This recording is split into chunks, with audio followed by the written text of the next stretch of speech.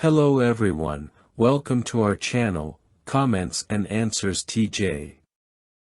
I hope you are all doing well. In this video, we are going to prepare for the book study, Complete Testimony, for the week of September 30th to October 6th. This week, we will study chapter 16, paragraphs 1 to 5, and the box. So, let's begin.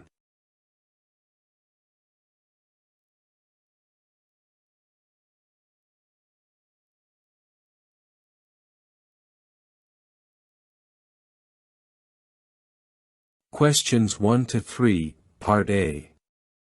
How did the Holy Spirit guide Paul and his companions? The Holy Spirit guided them by preventing them from preaching in certain places, like the district of Asia and Bithynia. It blocked their way so they wouldn't preach there. Instead, through a vision Paul had, the Spirit showed them that they should go to Macedonia. Additional comments. 2 Chronicles 16:9 The Holy Spirit acts like Jehovah's eyes, which roam the whole earth to help those who are loyal to him. By guiding Paul and his companions, Jehovah led them to a place where their help and message would be more effective. Even though Paul had other plans, it was God who saw the needs in Macedonia and directed them there. Psalm 65:2 Jehovah is described as the hearer of prayer. Just like the women who prayed by the river in Macedonia, Jehovah was attentive to the needs of people who were seeking the truth. By guiding Paul and his group, Jehovah was answering the prayers of these people who sincerely wanted to know him better. Questions 1 to 3, Part B. What will we see in this chapter? In this chapter, we will see how Paul and his companions accepted a new mission that took them to Macedonia, even though it wasn't their initial plan. We will also see how, despite difficulties and persecution, they remained joyful and achieved good results. Questions 4 and 5, Part A.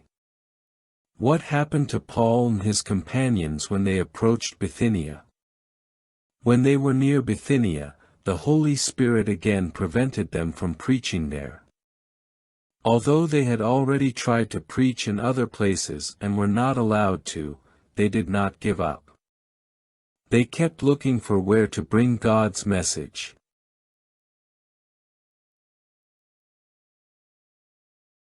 Additional comments. Acts 16:6-7 The decision not to preach in Bithynia was not theirs but the Holy Spirit's. This teaches us that sometimes, even when we want to do something good, we must trust in God's direction. He knows people's hearts and knows when and where his message will be best received. Acts 16:6-7 This incident also highlights the patience of Paul and his companions.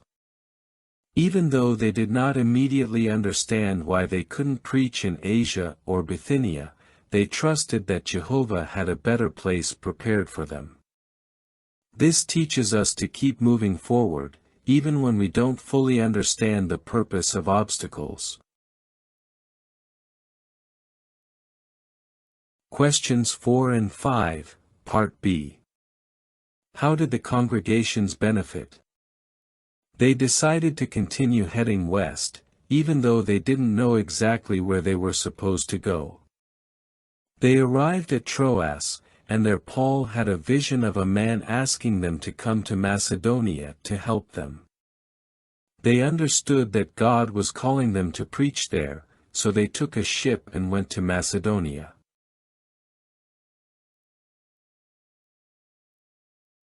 Additional comments. Acts 16:8-9 After receiving the vision, Paul and his companions acted immediately. This account shows us the importance of taking swift action when we perceive Jehovah's guidance. They didn't hesitate or question the vision, on the contrary, they felt encouraged and ready to fulfill the new mission in Macedonia. Acts 16:10 The vision of the man from Macedonia was clear to Paul and his companions. It was an invitation from God. This account reflects how God uses different means, such as visions or experiences, to guide us to people who need spiritual help. This highlights that we must be attentive to divine guidance and ready to adapt when Jehovah indicates a change of direction. Comments from the box. Although Luke's name is not directly mentioned in the book of Acts, it is known that he was the writer because both Acts and the Gospel of Luke are addressed to Theophilus. Moreover, starting from Acts 16:10, Luke begins to write in the first person, indicating that he was present at the events. Luke was a physician and a close collaborator of Paul. He accompanied him on several missionary journeys and was with him during difficult times, such as when Paul was arrested. His loyalty and support became evident when, at the end of Paul's life, he said that only Luke was with him. Luke was not an eyewitness to Jesus' life, but he carefully investigated everything. He gathered information from people who were with Jesus and organized the events in an orderly and precise manner, allowing us to better understand the life and ministry of Jesus. As a physician, Luke paid special attention to details related to health. In his accounts of Jesus' healings, he included specific medical details, reflecting his interest and concern for the physical well-being of the people Jesus healed. Despite being a doctor, Luke did not focus on his professional career but on his desire to help others know Jehovah. He used his skills both as a physician and a writer to contribute to the Lord's work, being a faithful companion to Paul in spreading the good news.